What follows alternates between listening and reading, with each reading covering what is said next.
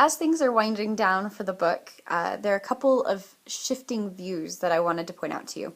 At the very beginning of this book, we talked about the American dream and this idea that anybody can achieve greatness and everybody can achieve glory. And typically for new immigrants at the beginning of the 1900s, that meant having a nice house, having a place where their family had enough food to eat. It wasn't necessarily achieving fame so much as it was just having a lifestyle that was worth living. But in the 1920s, and really for Gatsby, the American dream shifted from being successful to just being about money, which is a very corrupting kind of dream to have. And it used to be, for example, that Gatsby and Daisy was about love, the fact that they loved and cared about each other, but then really it just became Gatsby's excuse for an excessive and crime-filled life.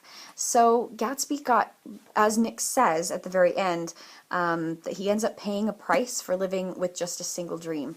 So the question that I have for you as you read this book, and I think one of the biggest takeaways for this book for me, is always a revisiting of the goals that I've set for myself and what I'm willing to do to get there.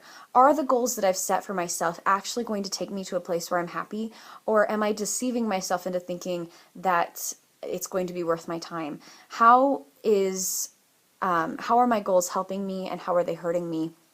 For Gatsby, his goals definitely hurt him. In fact, they killed him. For Daisy and Tom, their goals hurt them, but then woke them up, so hopefully they're able to move on with life and to become better. For me, I like to look at my goals and just say, okay, am I delusional about the things that I want for my life, or am I actually making steps that are going to take me where I want to go?